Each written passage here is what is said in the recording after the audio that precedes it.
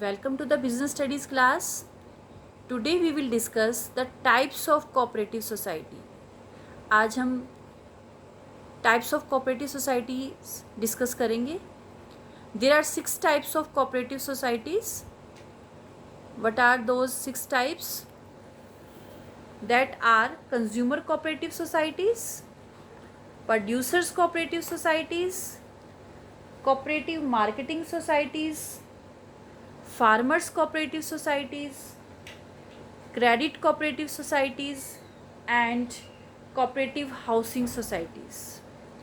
So we will discuss all these 6 types of societies in detail. So let us start with first type of cooperative society, that is consumers cooperative society. अब जैसा कि इसके name से ही पता चल रहा है कि ये कोऑपरेटिव सोसाइटी किसने बनाई होगी, कौन बनाता है इस कोऑपरेटिव सोसाइटी, इसको बनाते हैं कंज्यूमर्स इसको बनाते हैं. अब कंज्यूमर्स क्यों बनाते हैं इसको? कंज्यूमर्स इसको इस कोऑपरेटिव सोसाइटी को इसलिए बनाते हैं क्योंकि वो क्या चाहते हैं कि जो मिडिल मैन उनका एक्सप्लॉटेशन कर रहा है, प्रोडक्ट को हाई प्राइसेस पर बेचकर या लो क्वालिटी प्रोवाइड करके प्रोडक्ट की, तो उस एक्सप्लॉटेशन से वो क्या कर सकें, छुटकारा उन्हें मिल सके, उससे वहाँ से वो क्या कर सके, उन्हें रिलीफ मिल सके. इसलिए कंज्यूमर्स क्या करते हैं, अपनी कोऑपरेटिव सोसाइटीज़ बना लेते हैं.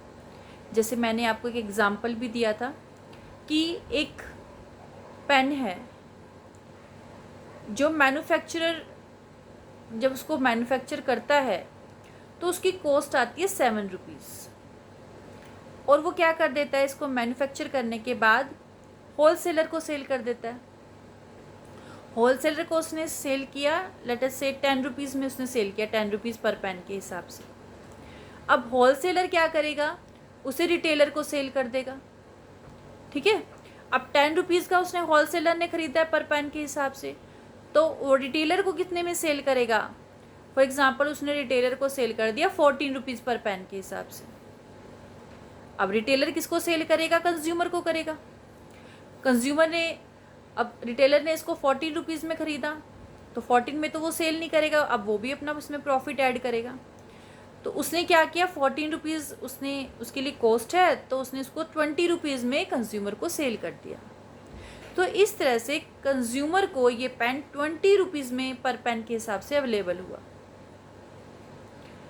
तो अब ये इतना जो बीच में जितना प्रॉफिट है वो सब किसने लिया, मिडल मैन ने लिया. ठीक है, तो कंज्यूमर क्या चाहता है कि ये प्रोडक्ट उसे रिजनेबल प्राइसेस पर अवेलेबल हो जाए. ठीक है, और ये जो प्रॉफिट है जो मिडल मैन ले रहा है उसको क्या कर सके, हम ख़त्म कर सके. तो ऐसा कैसे हो सकता है? अब जो कंज्यूमर्स जो क्या करते हैं, उस पेन को यूज़ करते हैं, वो क्या करते हैं, अपनी सोसाइटी बना लेते हैं, अपना ग्रुप बना लेते हैं, एसोसिएशन बना लेते हैं, और सब अपनी अपनी रिक्वायरमेंट बताते हैं कि भाई सबकी रिक्वायरमेंट देख ली जाती है कि किसकी कितनी रिक्वायरमेंट है पेन की. उसके अकॉर्डिंग कोऑपरेटिव सोसाइटी क्या करती है, डायरेक्टली ये पेन क्या करती है, मैन्युफैक्चरर से ख़रीद लेती है. ठीक है, अब मैन्युफैक्चरर की कॉस्ट आई थी 7 रुपीज़, तो क्योंकि अब क्या कर रही है कोऑपरेटिव सोसाइटी, बल्क में ख़रीद रही है, क्योंकि बहुत सारे मेंबर्स हैं इस कोऑपरेटिव सोसाइटी में और सभी ये पेन्स ख़रीदना चाहते हैं. तो सबकी टोटल करके क्या हो गया, एक बल्क में हमारा ऑर्डर तैयार हो गया. ठीक है, तो जब हमने इसको मैन्युफैक्चरर से ख़रीदा तो उसने 7 कॉस्ट आई थी. फॉर एग्ज़ाम्पल उसने हमें क्या करा दिया, इसको 9 रुपीज़ में पर पेन के हिसाब से उसने हमें ये अवेलेबल करा दिया. तो कोऑपरेटिव सोसाइटी के लिए कॉस्ट क्या आई, पर पेन 9 रुपीज़ आई. ठीक है, अब कोऑपरेटिव सोसाइटी क्या करेगी, उसने 9 रुपीज़ में ख़रीदा, अब वो अपने मेंबर्स को क्या करेगी, 9 रुपीज़ में तो सेल नहीं करेगी, क्योंकि कोऑपरेटिव सोसाइटी भी कुछ प्रॉफिट अर्न करेगी. उसने मेंबर का वेलफेयर तो करना है, लेकिन थोड़ा सा प्रॉफिट भी अर्न करेगी. वो प्रॉफिट भी अल्टीमेटली किसके पास जाना है, मेंबर्स के पास ही जाना है. तो उसने 9 पर पेन के हिसाब से उसको ख़रीदा, वो उसको क्या करेगी आगे, फॉर एग्ज़ाम्पल उसने 11 रुपीज़ में अपने क्या कर दिया, मेंबर्स को पर पेन के अकॉर्डिंग उसको सेल कर दिया. तो 2 रुपीज़ पर पेन उसने क्या किया, प्रॉफिट अर्न किया. तो ये पेन जो उसे 20 रुपीज़ में पहले अवेलेबल हो रहा था कंज्यूमर को, अब वो उसे 11 रुपीज़ में अवेलेबल हो रहा है. मीन्स 9 रुपीज़ की सेविंग हो रही है उसकी यहाँ पर। और ये प्रॉफिट सारा किसकी पॉकेट में जा रहा था? मिडल मैन की पॉकेट में जा रहा था। तो इस कंज्यूमर कोऑपरेटिव सोसाइटी का पर्पज़ यही है कि जो मिडल मैन है उसकी पॉकेट में जो प्रॉफिट जा रहा है उसको जाने से रोका जाए। ठीक है, उसका जो रोल है मिडल मैन का वो ख़त्म कर दिया जाए बीच में से, और जो गुड्स हैं वो क्या हो, अच्छी क्वालिटी की गुड्स रीजनेबल प्राइस पर कंज्यूमर को मिले। तो इस कंज्यूमर कोऑपरेटिव सोसाइटी के क्रिएटर्स कौन हैं? कंज्यूमर्स हैं। क्यों वो सोसाइटी बनाते हैं? क्योंकि वो मिडल मैन है, जो भी उनकी जिसके थ्रू उन्हें प्रोडक्ट मिल रहा है उससे वो क्या चाहते हैं? रिलीफ चाहते हैं वो। ठीक है, उसके जो प्रॉफिट मेकिंग की जो हैबिट है उससे वो छुटकारा पाना चाहते हैं। ऑब्जेक्टिव्स क्या है इस सोसाइटी को बनाने के? फर्स्ट है एलिमिनेटिंग मिडल मैन। जो मिडल मैन का रोल है वो क्या करना चाहते हैं? बिल्कुल ख़त्म करना चाहते हैं, एंड करना चाहते हैं। क्योंकि मिडल मैन क्या कर रहा है? अननेसेसरी प्रॉफिट अर्न कर रहा है कंज्यूमर से, सारा बर्डन कंज्यूमर के ऊपर ही आ रहा है। Ensuring the constant supply of goods. अब कई बार मिडल मैन क्या करता है? अपने ज़्यादा प्रॉफिट अर्न करने के लिए आर्टिफिशियल शॉर्टेज दिखा देता है गुड्स की, जबकि शॉर्टेज होती नहीं है। तो जब शॉर्टेज ऑफ गुड्स होगी तो क्या होगा? डिमांड उतनी ही रहेगी, तो क्या होगा? प्राइस क्या होने शुरू हो जाएंगे? राइज होने शुरू हो जाएंगे, इंक्रीज होने शुरू हो जाएंगे।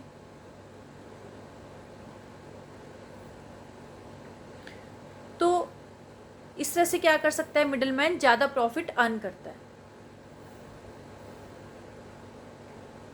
तो हमें क्या करना है? मिडल मैन को ये ज़्यादा प्रॉफिट अर्न करने से रोकना है, और जो सप्लाई ऑफ गुड्स है उसको क्या बनाना है? कांस्टेंट बनाना है। मतलब शॉर्टेज ऑफ गुड्स नहीं होनी चाहिए, इसीलिए ये सोसाइटी बनाई जाती है। नेक्स्ट ऑब्जेक्टिव है availability of high quality goods at reasonable prices, ताकि कंज्यूमर को अच्छी क्वालिटी का प्रोडक्ट कम प्राइसेस पे अवेलेबल हो सके। क्योंकि मिडिल मैन क्या कर रहा है?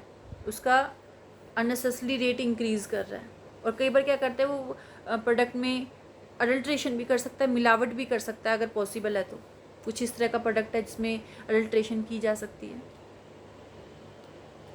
तो ओवरऑल ऑब्जेक्टिव क्या है? मिडिल मैन का रोल ख़त्म करना, अच्छी गुड्स अवेलेबल कराना constantly, quality wise good quality product available कराना, और रीजनेबल प्राइसेस पर अवेलेबल कराना। इसी पर्पज़ से कंज्यूमर ये सोसाइटी बनाते हैं। अब फंक्शंस क्या करते हैं इसके लिए? कोऑपरेटिव सोसाइटी क्या करती है, कैसे काम करती है? Purchasing goods in bulk from the producers और होलसेलर्स। इसके लिए वो क्या करती है? जो प्रोड्यूसर्स हैं या होलसेलर्स हैं, होलसेलर से भी खरीद सकती है गुड्स बल्क में, डायरेक्टली खरीद लेती है बल्क में, तो उससे क्या मिलेगी? जो गुड्स हैं वो कम रेट पर अवेलेबल हो जाएंगी। और नेक्स्ट वो फिर क्या करेगी? गुड्स कोऑपरेटिव सोसाइटी के पास आ गई अब कम प्राइजेस में, अब वो उसको आगे किसको सेल कर देगी? मेंबर्स को सेल कर देगी। इस तरह से क्या करती है कोऑपरेटिव सोसाइटी? अपने मेंबर्स की हेल्प करती है। चलिए अब देखते हैं इसके अदर फीचर्स क्या हैं इस सोसाइटी के। Non member can also by the goods. अब इसमें मेंबर्स तो खरीद ही सकते हैं क्योंकि वो मेंबर बने इसीलिए हैं, वो तो खरीद ही सकते हैं गुड्स। नॉन मेंबर भी खरीद सकते हैं यहाँ से गुड्स। जिस तरह की गुड्स में वो सेल कर रही कोऑपरेटिव सोसाइटी, अवेलेबल करवा रही है, तो नॉन मेंबर्स भी खरीद सकते हैं जो उसके मेंबर नहीं हैं। बट अगर शॉर्टेज ऑफ गुड्स है तो member will be given priority. तो मेंबर्स को ही प्रायोरिटी मिलेगी, पहले उन्हें ही गुड्स अवेलेबल कराई जाएगी। अगर बचती हैं तो नॉन मेंबर्स को मिलेगी, अगर शॉर्टेज ऑफ गुड्स का केस है तो। थर्ड फीचर है sometimes members are given special discount. कई बार मेंबर्स को स्पेशल डिस्काउंट भी दिया जाता है ताकि वो ज़्यादा क्वांटिटी में क्या खरीदें? गुड्स खरीदें कोऑपरेटिव सोसाइटी से। ठीक है, तो उन्हें जैसे इस तरह का डिस्काउंट दे दिया जाता है कि अगर आप इतनी क्वांटिटी खरीदोगे तो इतने % डिस्काउंट आपको मिलेगा। तो इसका पर्पज़ क्या है? सेल को इंकरेज करना, सेल्स को इंक्रीज़ करना। लास्ट फीचर है इसका, अब ये जो प्रॉफिट होता है कोऑपरेटिव सोसाइटी को गुड्स सेल करके अपने मेंबर्स को या नॉन मेंबर्स को, उस प्रॉफिट का वो क्या करती है? उस प्रॉफिट को वो क्या करती है? अपने मेंबर्स में ही डिस्ट्रीब्यूट कर देती है। एक तो क्या देती है? डिविडेंड देती है अपने मेंबर्स को, किस पर देती है डिविडेंड? जितने शेयर्स उन्होंने परचेज किए उस प्रपोर्शन में, जितनी इन्वेस्टमेंट उन्होंने की है, कैपिटल कंट्रीब्यूशन जितना है उनका। और दूसरा वो क्या देती है? प्रॉफिट में से बोनस देती है अपने मेंबर्स को। अब बोनस किस रेशो में देगी, किस प्रपोर्शन में देगी? जितना उनका कंट्रीब्यूशन है परचेज करने में, जितने गुड्स उन्हें, जितनी ज़्यादा गुड्स परचेज करेंगे उस प्रपोर्शन में उनको क्या मिलेगा? प्रॉफिट में शेयर मिलेगा। तो इस तरह से कंज्यूमर कोऑपरेटिव सोसाइटी क्या करती है? काम करती है। हमारी नेक्स्ट कोऑपरेटिव सोसाइटी है प्रोड्यूसर्स कोऑपरेटिव सोसाइटी। अब प्रोड्यूसर्स कोऑपरेटिव सोसाइटी क्या है? जैसे कि इसके भी नेम से पता चल रहा है हमें कि इस सोसाइटी को बनाने वाले कौन हैं? प्रोड्यूसर्स हैं। और ये कैसे प्रोड्यूसर्स हैं? स्मॉल स्केल पे जो प्रोडक्शन करते हैं। क्योंकि जो स्मॉल स्केल पे प्रोडक्शन कर रहे हैं वो क्या डिफ़िकल्टी फेस करते हैं कि एक तो उन्हें अपने प्रोडक्शन के लिए जिस भी चीज़ गुड्स का वो प्रोडक्शन कर रहे हैं उनके लिए जो भी उन्हें मटेरियल चाहिए, मशीन चाहिए, इक्विपमेंट्स चाहिए, वो उन्हें जुटाने में थोड़ी सी डिफ़िकल्टी वो फेस करते हैं। ठीक है। दूसरा, जब प्रोडक्शन हो जाता है तो उसको सेल करने में वो डिफ़िकल्टी फेस करते हैं। तो इसीलिए वो अपनी एक कोऑपरेटिव सोसाइटी बनाते हैं ताकि दोनों जो डिफ़िकल्टी है उनका कोई सोल्यूशन मिल सके उन्हें। ठीक है। तो इसके क्रिएटर कौन है? Small producers who face difficulty in attaining material and selling of goods. जो किस में डिफ़िकल्टी फेस कर रहे हैं? मटेरियल को, गुड्स बनाने के लिए जो भी उन्हें मटेरियल चाहिए, मशीन्स चाहिए, उसको अटेन करने में वो क्या कर रहे हैं? डिफ़िकल्टी फेस कर रहे हैं। और जब प्रोडक्शन हो जाता है तो सेल करने में वो डिफ़िकल्टी फेस करते हैं, उन्हें पर रेट नहीं मिल पाता उनका, इसमें वो क्या करते हैं? डिफ़िकल्टी फेस करते हैं। तो इसलिए वो अपनी प्रोड्यूसर कोऑपरेटिव सोसाइटीज़ बना लेते हैं। अब ऑब्जेक्टिव्स क्या हैं? ऑब्जेक्टिव्स क्या हैं? Providing material and help in the sale of goods. अब गुड्स प्रोड्यूस करने के लिए पहले उनका प्रोडक्शन ज़रूरी है।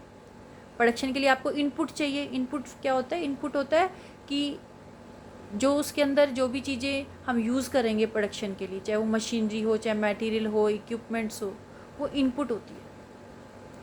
तो सबसे पहले तो इनपुट चाहिए। और दूसरा क्या करना है? जब इनपुट मिल गया हमें और गुड्स प्रोड्यूस हो गई तो उसको सेल करना है। तो इस सोसाइटी का ऑब्जेक्टिव है इनपुट अवेलेबल कराना और गुड्स को सेल करने में हेल्प करना। अब इसके बेसिक फंक्शंस क्या हैं? अब ये क्या कैसे काम करती है ये देखना है हमने। Assisting members in purchasing and selling. अब ये अपने मेंबर्स जो हैं उनके लिए क्या करती है? इनपुट्स अवेलेबल कराती है, मींस मटेरियल, मशीन, इक्विपमेंट्स, जो भी इन्हें इनपुट्स चाहिए प्रोडक्शन पर्पज़ के लिए वो अवेलेबल करवाएगी। और जब प्रोडक्शन हो जाएगा, प्रोडक्ट रेडी हो जाएगा तो उसको सेल करने में अपने मेंबर्स की हेल्प करेगी। अदर फीचर्स क्या हैं इसके? Relieve producer from other burden so that they can concentrate on production activities. अब उनको क्या करना है? ये इस कोऑपरेटिव सोसाइटी का एक ऑब्जेक्टिव ये भी है, एक काम वो ये भी करती है कि अपने प्रोड्यूसर को टेंशन फ्री रखना है कि आप सिर्फ किस पे कॉन्सनट्रेट करो? अपने प्रोडक्शन वर्क पे कॉन्सनट्रेट करो। आपको इनपुट चाहिए, इनपुट मिल जाएगा। आपको गुड्स सेल करनी है, आपकी गुड्स सेल हो जाएंगी। आप क्या करो? एक अच्छा प्रोडक्शन करो, अच्छे प्रोडक्ट तैयार। तो वो क्या करती है? प्रोड्यूसर को इस टेंशन से फ्री करती है कि आपने क्या करना है, इनपुट के बारे में कोई टेंशन लेनी है या उसको सेल करने के बारे में लेनी है। आप सिर्फ किस ना किस पे कॉन्सनट्रेट करो? अपने प्रोडक्शन पे कॉन्सनट्रेट करो। ठीक है। अवेलेबल इनपुट कौन अवेलेबल कराएगा? कोऑपरेटिव सोसाइटी करवाएगी। उसको सेल करने में हेल्प कौन करेगा? कोऑपरेटिव सोसाइटी करेगी। तो इस तरह से प्रोड्यूसर कोऑपरेटिव सोसाइटी क्या करती है? अपने मेंबर्स की हेल्प करती है। और जो प्रॉफिट होता है वो भी क्या होता है? मेंबर्स में डिस्ट्रीब्यूट कर दिया जाता है। ठीक है। किस प्रोपोर्शन में प्रॉफिट डिस्ट्रीब्यूट किया जाएगा? जितना उन्होंने प्रोडक्शन किया है और जितना वो सेल हुआ है उस रेशो में क्या होगा? उनको शेयर इन प्रॉफिट भी मिलेगा मेंबर्स को। तो इस तरह से प्रोड्यूसर्स कोऑपरेटिव सोसाइटी काम करती है। स्मॉल प्रोड्यूसर के लिए उनकी हेल्प करती है, जो भी वो डिफ़िकल्टी फेस कर रहे हैं प्रोडक्शन में या सेल करने में गुड्स की, उसके लिए एक सोल्यूशन क्या है? Producers cooperative society.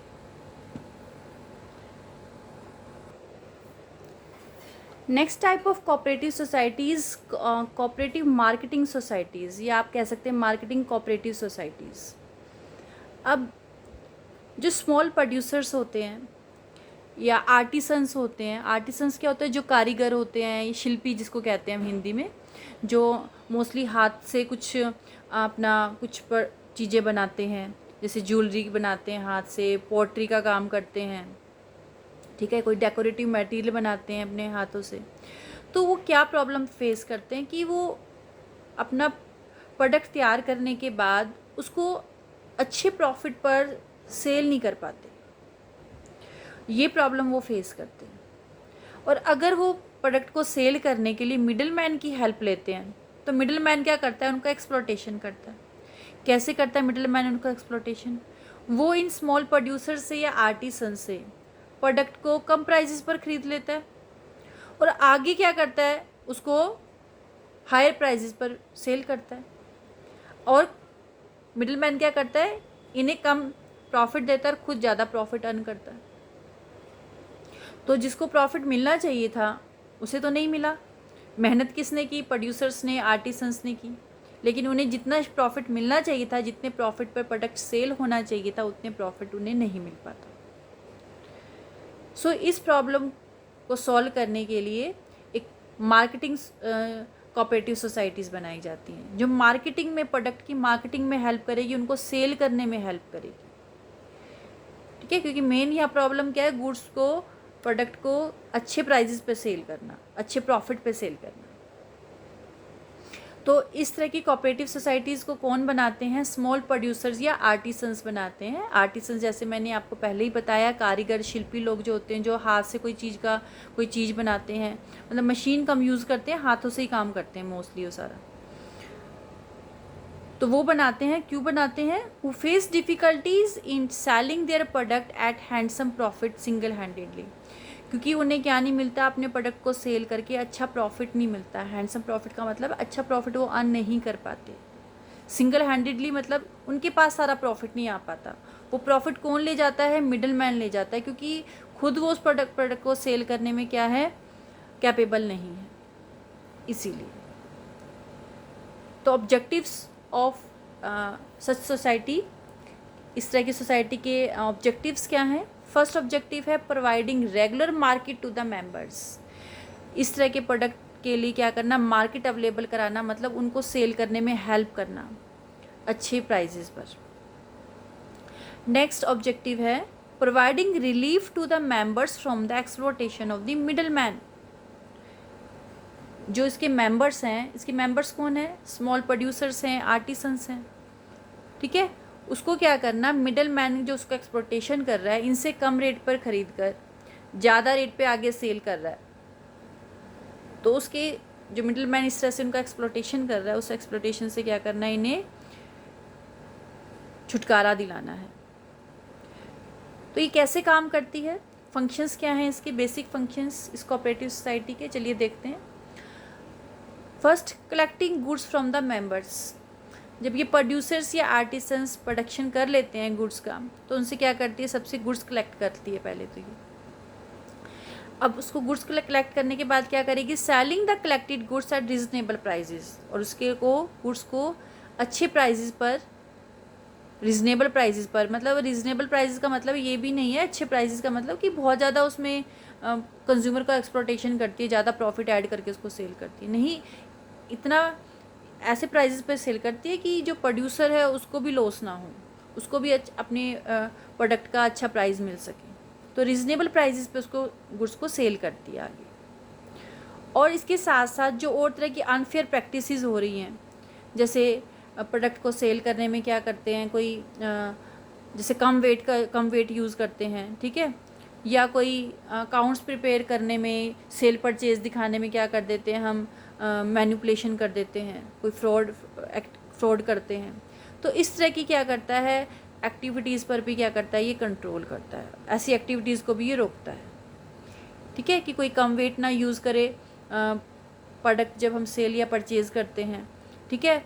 और जो इनका प्रॉपर जो रिकॉर्ड रखते हैं हम इसका, कितना परचेज़ हुआ, कितना सेल्स हुआ, उसको भी प्रॉपर मेंटेन करना है। उसमें कोई क्या नहीं होनी चाहिए, फोर्जरी नहीं होनी चाहिए, कोई मैनिपुलेशन नहीं होनी चाहिए उसमें। तो उसमें भी ये हेल्प करते हैं। इनके अदर फीचर्स क्या हैं? Increasing the capacity of bargaining and also provides financial assistance to the member.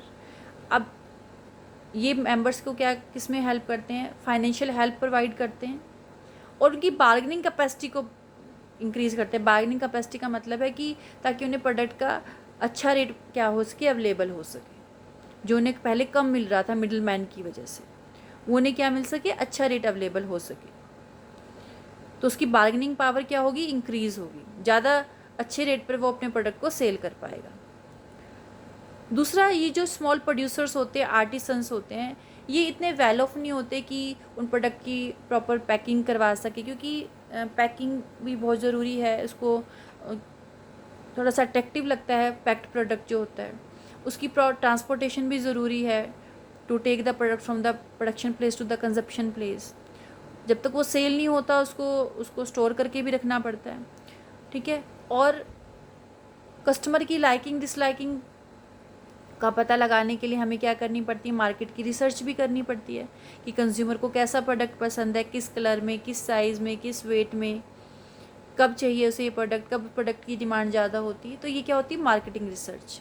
तो ये सारी जो एक्टिविटीज़ हैं, ट्रांसपोर्टेशन की, वेयर हाउसिंग की, पैकिंग की, मार्केटिंग रिसर्च की, ये काम ये छोटे प्रोड्यूसर्स नहीं कर पाते हैं, ठीक है। क्योंकि तो एक तो क्या है, इनके पास फाइनेंशियल प्रॉब्लम भी है इनके पास, ठीक है। फाइनेंस पॉइंट ऑफ व्यू से भी क्या है, ज़्यादा वेल ऑफ नहीं होते ये।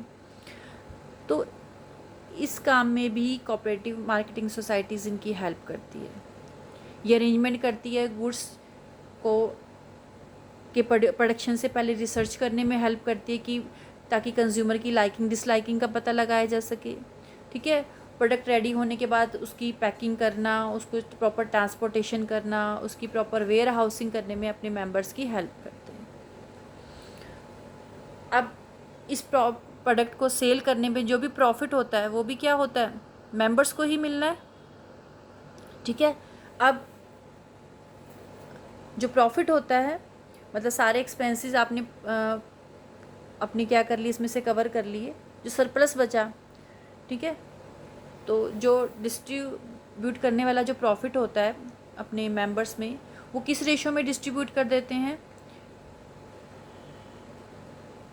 जितना उन्होंने कंट्रीब्यूशन किया, मतलब जितना उन्होंने प्रोडक्शन या जितना उनका सेल हुआ है उस प्रोपोर्शन में उनका क्या कर दिया जाता है, उनको बोनस दे दिया जाता है, शेयर इन प्रॉफिट दे दिया जाता है, ठीक है। तो इस तरह से जो हमारी कोऑपरेटिव मार्केटिंग सोसाइटीज़ हैं ये काम करती हैं स्मॉल प्रोड्यूसर्स की हेल्प करने के लिए और आर्टिसंस की हेल्प करने के लिए।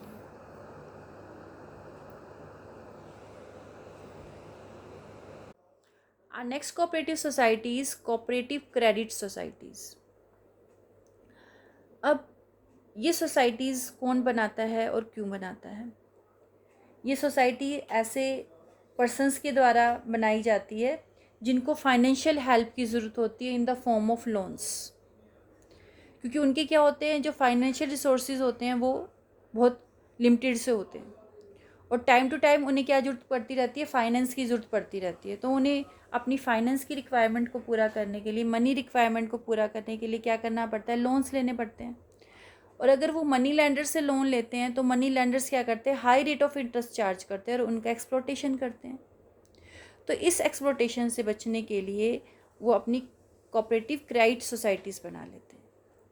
तो इनके क्रिएटर कौन है, जनरल पर्सन्स हैं जिनके फाइनेंशियल रिसोर्सेज लिमिटेड हैं और जिन्हें फाइनेंशियल हेल्प चाहिए in the form of loans की फॉर्म में जिनको हेल्प चाहिए। नेक्स्ट है इसके ऑब्जेक्टिव्स क्या हैं। ऑब्जेक्टिव्स हैं to help the members feel free from the clutches of money lenders. अपने मेंबर्स को मनी लेंडर के एक्सप्लॉटेशन से बचाना है, क्योंकि मनी लेंडर्स क्या करते हैं, high rate of interest charge करते हैं।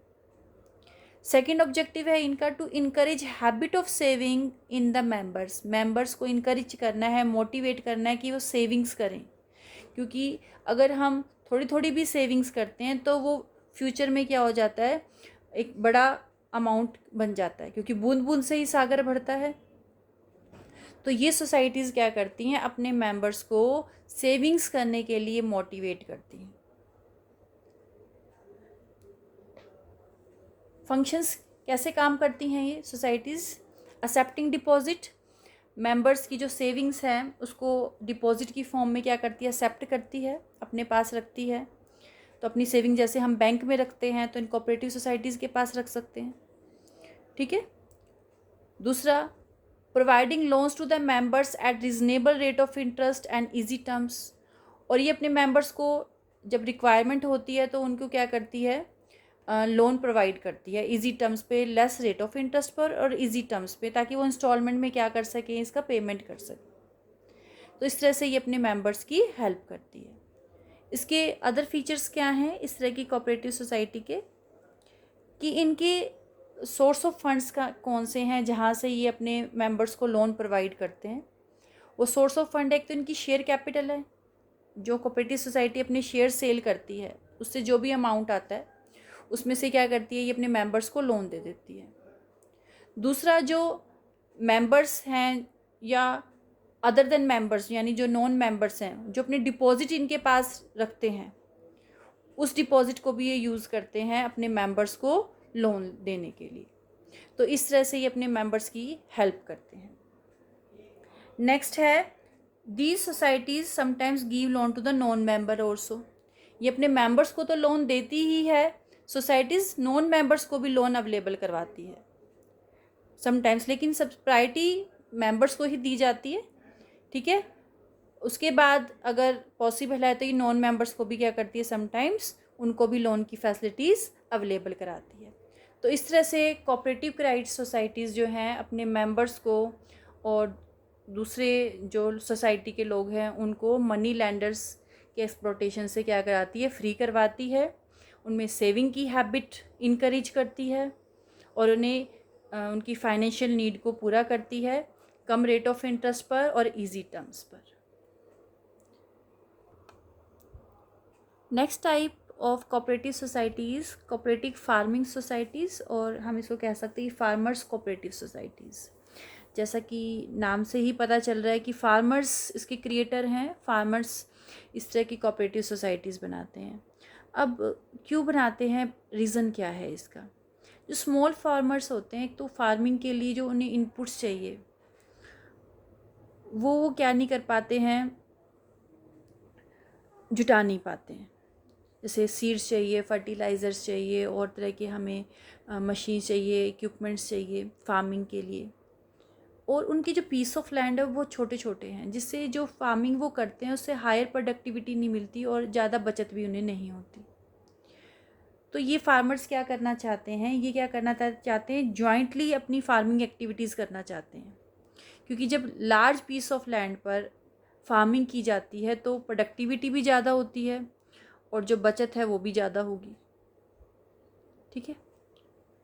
तो स्मॉल फार्मर्स क्या करते हैं, अपने पीस ऑफ लैंड को क्या करते हैं, इकट्ठा करके जब एक बड़ी पीस ऑफ लैंड बन जाता है तो उस पर क्या करते हैं, इकट्ठे फार्मिंग करते हैं, जिससे क्या हो, ज़्यादा प्रोडक्टिविटी मिले और ज़्यादा हमें बचत भी हो। तो इसके क्रिएटर कौन है, स्मॉल फार्मर्स हैं,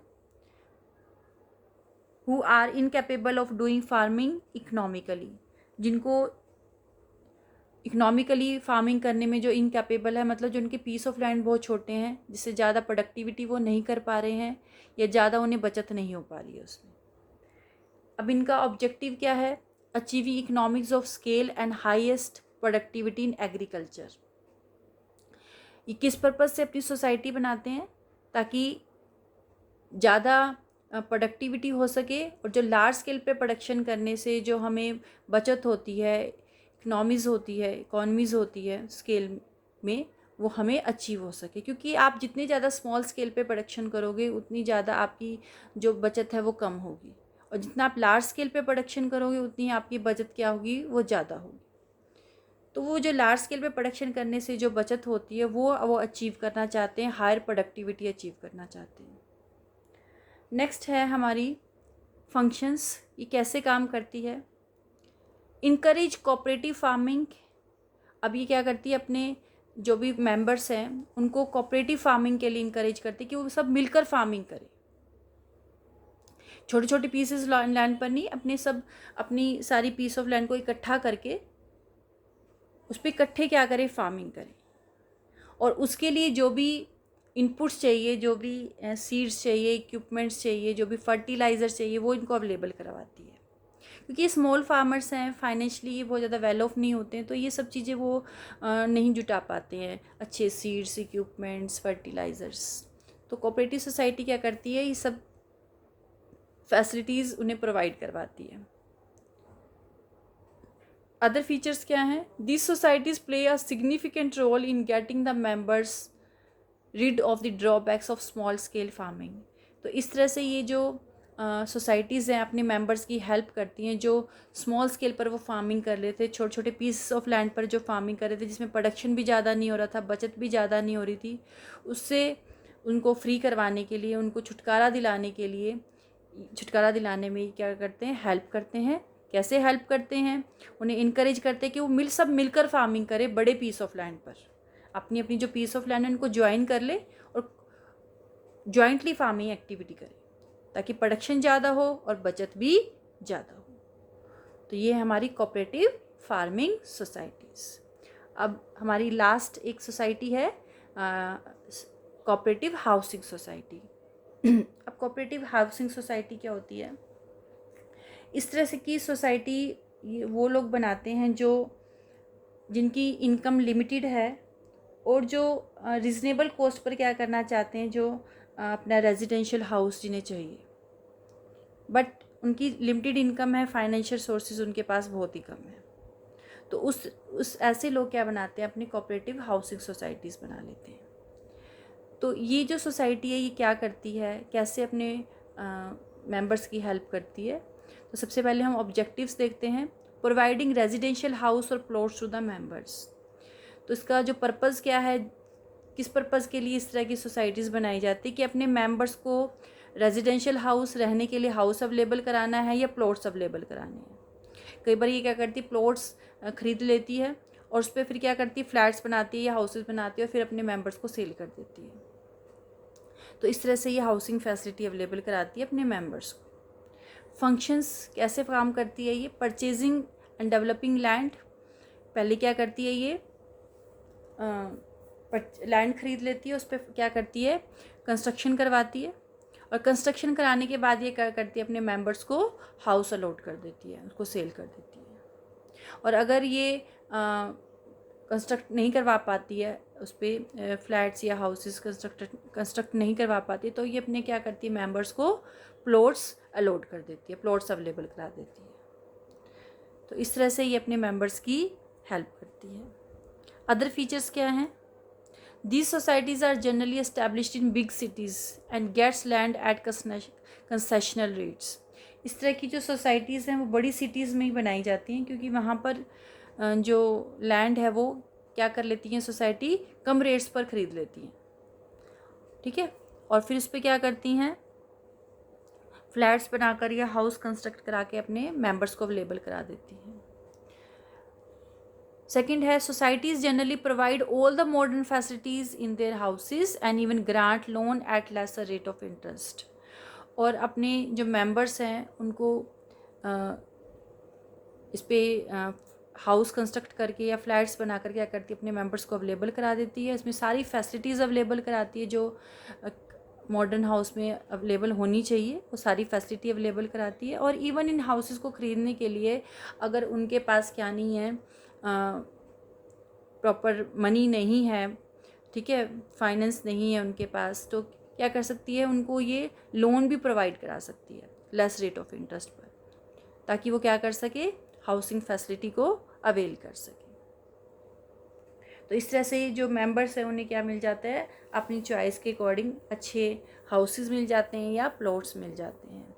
और साथ साथ क्या है, अगर वो इसका पेमेंट नहीं कर पा रहे हैं तो उसके लिए जो कोऑपरेटिव सोसाइटी उन्हें लोन भी अवेलेबल करा रही है लेस रेट ऑफ इंटरेस्ट पर। तो इस तरह से कोऑपरेटिव हाउसिंग सोसाइटीज़ जो है अपने मेंबर की रेजिडेंशियल हाउस की जो प्रॉब्लम है उसको सॉल्व करने में उनकी हेल्प करती है। और इवन ये जो मेंबर्स हैं जो हाउस ख़रीदते हैं, उनको ये फैसिलिटी भी देती है कि वो इसका जो पेमेंट है वो क्या कर सके, इंस्टॉलमेंट में कर सके।